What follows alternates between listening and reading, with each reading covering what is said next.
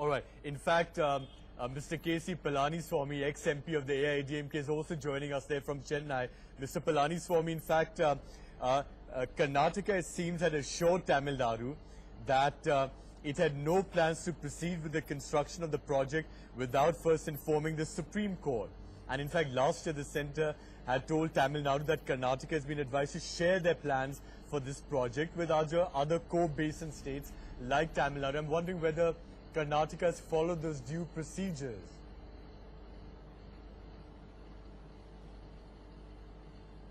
Yeah, now the situation is little different. Mr. Edappadi Palaniswami has to now he has to defend both with Karnataka government and also with Sasigala camp. Now that Ms. Sasigala is in Karnataka Bangalore jail. Yes, we can hear you. And she is seeking for some facilities and favors. Yeah, now she is seeking for some facilities and favors from the government, Karnataka government, certain special privileges in the jail. But at the same time, Mr. Palaniswamy is started to fighting against the Karnataka government. Mr. Palaniswamy has to fight out with both.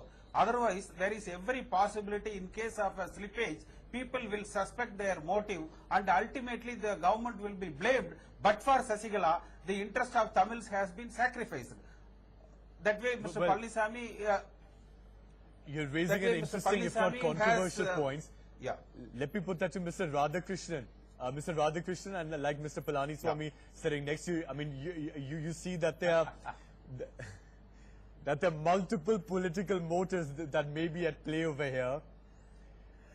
Tamil pride one thing, but the pride or the comfort of Shashikala in a Karnataka jail the other one.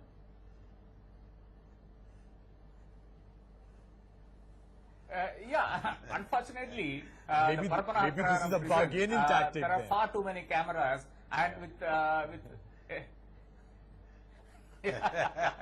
no, Jalal Singh, the problem here is that you can't do much in the jail because there are far too many cameras and it has multiple outputs, and the DIG of prisons, the DGP, the Chief Minister all have access to this. So it's literally impossible. Everything is recorded, as you would know, in a prison. There may be yes, the cameras in every jail, but a lot happens. Underplay of this. Yeah. No, a lot of privileges can be accorded. But many things can happen off the camera. That. Yeah. No, but I don't know what. I don't know. I mean, Mr. Radhakrishnan, I'm wondering whether this.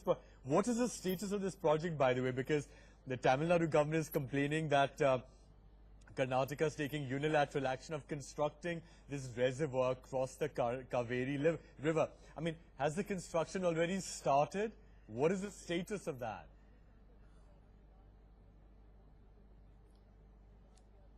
No, not at all. I mean, there is a huge process to be gone through before you start construction. Karnataka has taken the preliminary steps. It is trying to, get the land required for the construction. And number two, it has made a detailed project report. Now, making a detailed project report in itself is a huge thing because, the next stage obviously is to hire a consultant to see the feasibility of constructing and where exactly to construct. I think these things Karnataka is very clear on, and I don't think it is something that was done today or yesterday. It was done years back, and Meghdadu became an issue only after the drought of last year. So every time when there is a drought, we'll have all these issues coming up. And unfortunately, there is also a Karnataka State Assembly election coming up. And I think the issues come to fore because of this. And of course, there is this, I agree very, very minimally with what Mr. Palaniswamy said, that Shashikala is in a jail in Karnataka, and yes, they might be looking for some special facilities for her.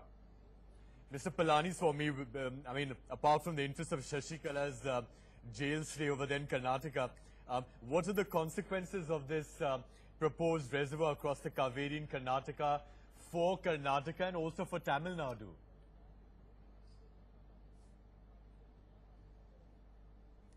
Yeah, no, Tamil Nadu has to fight for its right, and Mr. Palaniswamy also happened to be the Minister for PWD in the past, so he should be knowing this subject very well. He has to fight out very strongly with the Prime Minister, and also with the Karnataka government. He has to get the rights of Tamil people restored.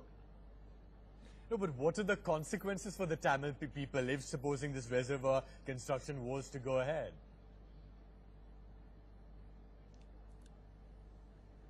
No, if Mr. Palaniswami fails to succeed, then every possibility people will suspect his credentials, and ultimately the blame is going to be like he has compromised for Sasigala. Whatever is the fact, but the political impact could only be he has compromised for the sake of Sasigala and the facilities for Sasigala. This will be the political impact. Jajar, just to add there, see, the problem with Karnataka is that it has been constantly saying that it doesn't have enough water for drinking purposes. And drinking is the operative word here, because in Tamil Nadu you need the water for irrigation in the delta districts, which is the granary of Tamil Nadu, and of course Tamil Nadu, a lot of this paddy also goes to Kerala and other places. Now this is the operative part. If they are going to construct one more dam and they are going to keep about 66 TMCFT of water, it will again automatically mean that Tamil Nadu will get lesser water during both the monsoon and during the lean season. Now this is the problem. Despite a very clear award from 1924, 1896 and all that, Karnataka has consistently refused to release water during the lean season, especially when there is the monsoon has failed. Now this is despite every single order of every known authority in the land. Of course, the 1924 order, you can dispute it, saying that it is biased against Karnataka and so on and so forth. But the fact remains that even this year, Karnataka has not complained by any order which has been given by the Cauvery Tribunal. So that being the case, constructing one more dam will actually mean that Tamil Nadu will actually become a dry state. Even Chennai will not have water, because part of the Chennai water supply comes from a tank called Veeranam, which is about 180 kilometers south of Chennai, and this Veeranam lake is fed by the excess overflows from the Cauvery Delta. We'll again see from the Cauvery, we'll again see a situation where the entire Cauvery Delta is going dry. So these are the huge issues that are involved. You remember, Tamil Nadu has only two dams on the Cauvery. One is the Mettur Reservoir, which is a Stanley Reservoir, the biggest standing reservoir, and the other is a Kallanai near Tiruchi. These are the only two structures on the Cauvery, but then Karnataka already has 5 structures on the Cauvery. Right, okay. So there are very important implications over there of this dam, but in the meantime, Mr. Palaniswami, I mean, we do know that Karnataka and Kerala and also Tamil Nadu have filed petitions in the Supreme Court against the final award of the Cauvery Water Disputes Tribunal of 2007, and the hearings of these cases are still underway. So I presume that it's not going to be so easy for Karnataka to go ahead and build this reservoir until there's some sort of approval from the Supreme Court on this, isn't it?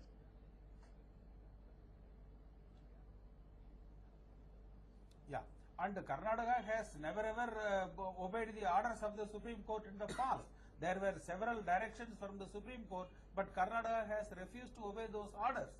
So it is for the Supreme Court which has to strongly come up on the Karnataka government and ensure that the Tamils' rights are established. All right, we'll wait to see what happens, but in the meantime, thank you very much. Tamils' rights are established. All right, we'll wait to see what happens, but in the meantime, thank you very much, Mr. Palaniswami and Mr. Radhakrishnan, for joining us on this.